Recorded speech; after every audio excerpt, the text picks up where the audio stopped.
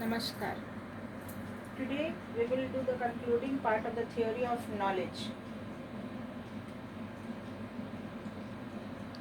See the types of claim each makes and the issue to consider. That is, how do you know that the scientific method is a valid method of gaining knowledge?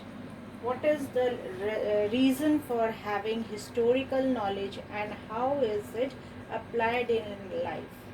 So here how we can claim that this is a knowledge and it is valid also, okay, in the scientific method also and in the historical knowledge also, and how we will apply all this knowledge in our day-to-day life.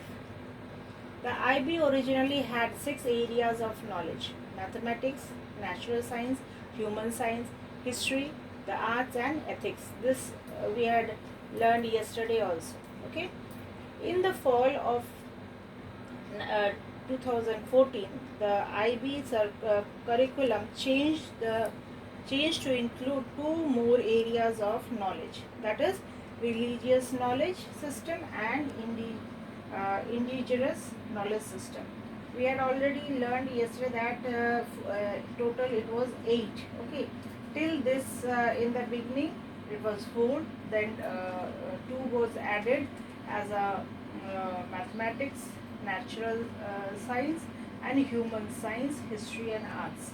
History and arts and ethics. This is one history. The art and ethics is one combination. Here 2 more added later on, that is religious knowledge system and indigenous knowledge system. Factors that transcend in individuals' way of knowing and areas of knowledge. We now analyzed each and every person's individually. What I think, you may not be thinking. What you think, I may not be thinking. So we analyzed individual knowledge. Okay, and we analyze what are the factors that individually thinking of this type of knowledge. Now the nature of knowledge also we analyzed. What are the differences between information, data, belief, faith, opinion, knowledge and wisdom. Now we analyze what is the type of nature of knowledge. Okay, we had already learned the nature of knowledge earlier. That's right. Type of knowledge, nature of knowledge. Okay, then we came here for in the theory of knowledge. So what are the differences between the information, data, belief, faith, opinion and knowledge and wisdom? Okay. Now knowledge community is also there. Okay. What is taken for granted in the community? That is known as the knowledge community, because we gain knowledge from the community also. We learn the knowledge from the faith, wisdom, belief, reason, for information from all these also. Okay, how can we decide which belief we ought to check further? We don't know that which belief is genuine and which belief is not. When we talk about the belief, it means it is saying what had happened again and again to you. You started believing that.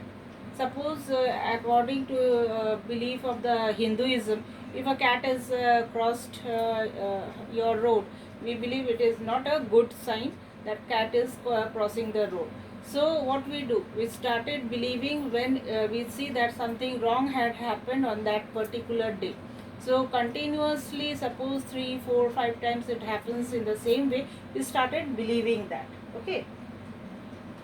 Now, Noah's perspective and application of knowledge. How do age, education, culture and experience influence section of sources and information of knowledge claims? That is what I am saying. Ki individuals means Noah's here means the individual person. How they are thinking, their perspective means their thinking and their application of knowledge. How it is applying, at what age do the small children believe in this? No. What does education affecting the knowledge? That also education, culture and experience influence the knowledge. Means something you are gaining from your parents, something you are gaining from your society, some from your friend, relatives, through media, through newspaper, and all these things, whatever the area of information is. Okay, so what are the source and the formation of knowledge claims? Here we see that what it is claiming. Okay, how far your knowledge is accurate, or what is your belief, it is depending on that. We will conclude till this much today. Thank you.